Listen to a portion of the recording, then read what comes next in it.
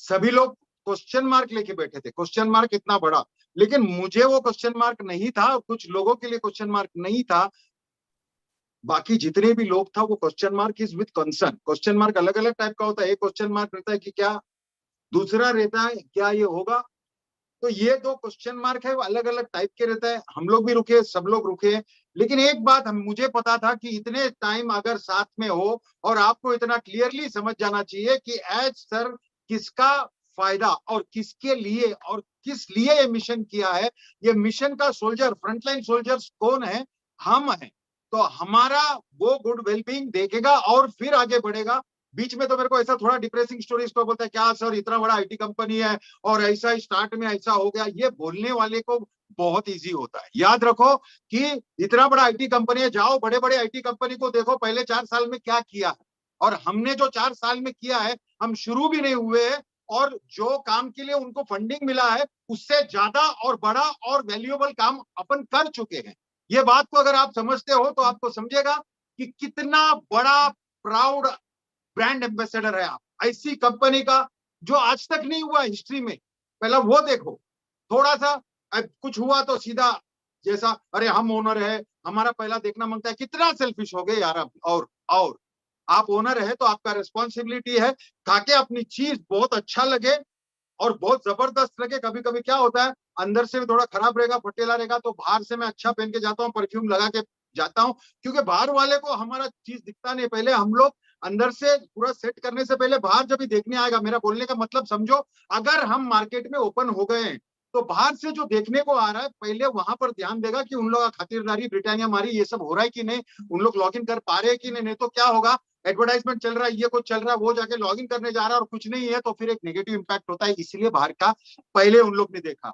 अभी उन लोगों को मालूम पड़ा है कि बॉस ये कार्यक्रम हमको अगर पूरी तरह ठीक करने का है, बिकॉज कुछ गलती हमारी, कुछ गलती उसकी, किसकी भी गलती हो, हमको हमारा कंपनी के बारे में देखना है। इट इज आवर कंपनी, तो हमको उनको भी टाइम देना है आराम करने के लिए। आराम हम कर रहे हैं लेकिन उन लोग आराम नहीं कर रहे, कंटिन्यूसली लगेला है, कल से परसों से तरसों से। कुछ तो सोल्यूशन चाहिए, कुछ तो चाहिए जो सोल्यूशन बोलने को हमको भी इजी है, सब लोग सजेशन देने में भी इजी है, लेकिन पीछे जो एक्चुअल काम होता है बैक ऑफिस में, उन लोग रात को जाते नहीं और सुबह गए भी तो सुबह इतना जल्दी वापस आते, क्योंकि उनको पता है कि बॉस ये काम होना है।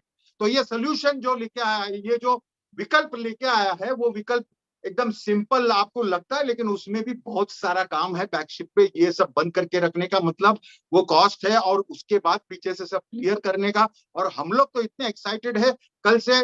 अभी तो मुझे ऐसे भी मैसेजेस आया, सर 4 घंटा बोला था, अभी तो 8 घंटा हो गया, अभी क्या होगा? बस तुम लोग प्लीज थोड़ा शांत बैठो। अगर आपको ऐसा टेंशन होता है कि बॉस 4 घंटे का विंडो ओपन होगा, 4 घंटे के बाद बंद, अभी कोई नहीं आ सकता, ऐसा कुछ भी नहीं है। आज भी अगर ये मीटिंग के बाद आराम से जाकर सो जाओ, सुबह उठ के देखो, और जैसा स्टेप्स बताया है, जैसा कुछ स्टेप्स दिख रहा है आपको, उसको संभाल के करो। मैं बोलता हूं आप मस्त से सो जाओगे। आपको इतना तो यकीन है कि बैकग्राउंड में, बैकड्रॉप पे, बैक ऑफिस में जो काम चल रहा है वो हमारे लिए चल रहा है और हमारा वेलबींग के लिए चल रहा है। क्योंकि हम लोग अगर पूरा रजिस्टर्ड नहीं होते तो फिर हम लोग मार्केट में उतरे के भी तो लिंक किसका देंगे?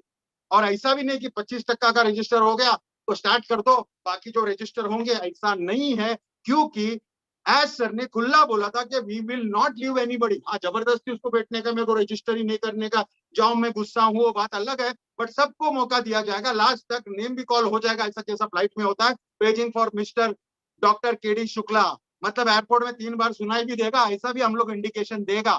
लेकिन शांत हो जाओ, क्योंकि यहाँ पर क्या एक्साइटमेंट, सर एक तो कॉल किया सर वो खुल गया और मैंने करने को ट्राई किया, ये मैं बोला खुल गया तो हाथ डाल देने का।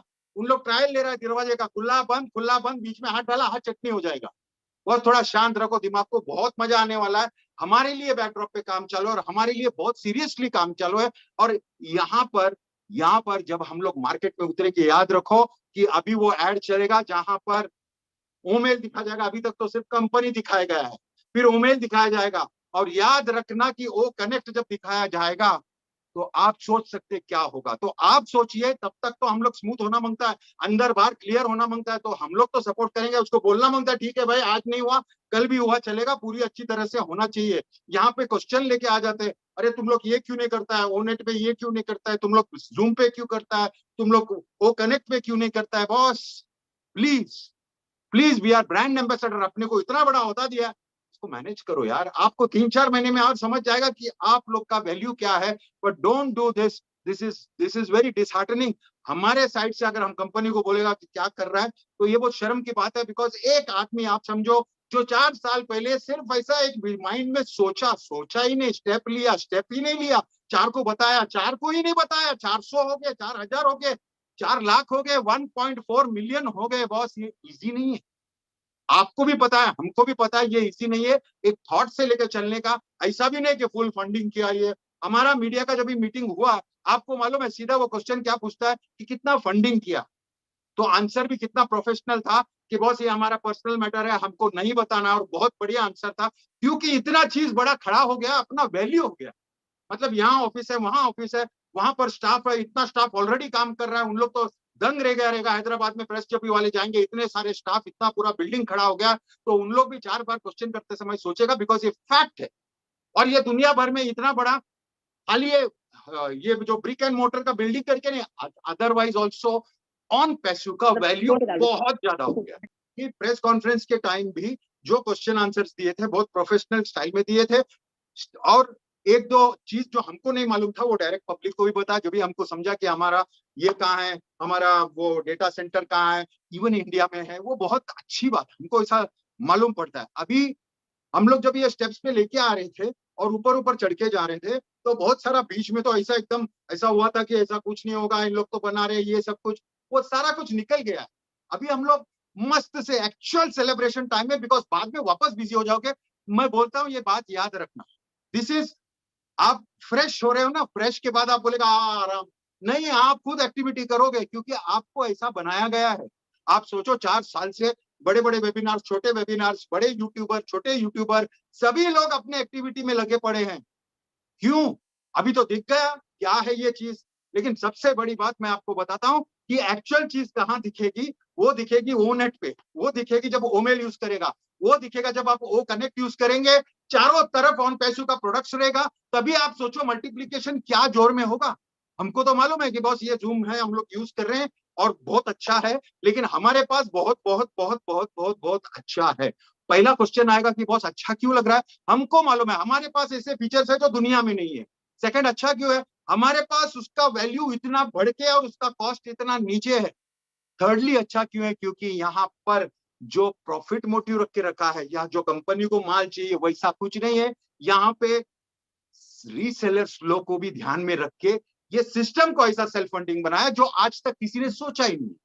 ये एकदम बेस्ट होगा, डिसरप्टिव होगा, यहाँ पर पैराडाइम शिफ्ट होगा। ये मतलब ये चेंज होने वाला है। ये बहुत फाउंडर्स लोग, बहुत सारे लोग, बहुत लोगों को मालूम है। मुझे याद है जब भी हम लोग ने मोहम्मद कमाल जी के बारे में सुना, और हम तो इतने दंग थे कि वो न्यूक्लियर साइंटिस्ट है, वाह ऐसे कैलिबर के लोग हमारे सिस्टम में आ रहा है, वाह ये बात पे हम लोग ने बात किया था, मुझे याद है। लेकिन बाद में सडनली समझता है कि वही आदमी वो सीईओ हो गया। मतलब आप समझो वो आदमी कितना बड़ा उसका विजन होगा। और एज सर ने उनको पूरा विजन बताने के बाद उन्होंने तो ऐसा एम्पायर खड़ा किया, मतलब ऐसे अच्छे अच्छे लोगों को मैनेजमेंट में लाए कि एज सर का बर्डन बहुत कम हुआ और उनका खुशी बढ़ने लगा, क्योंकि उनको स्ट्रेंथ मिल गया। जो ट्रिपल पावर का बात कर रहे हैं, ऊपर से उधर का पावर लेफ्ट साइड में, हमारा पावर राइट साइड में, उनका power, that is triple power. तो हम जो लेफ्ट से अपना जो पावर है, वो पावर को पावरफुल रखिए सर।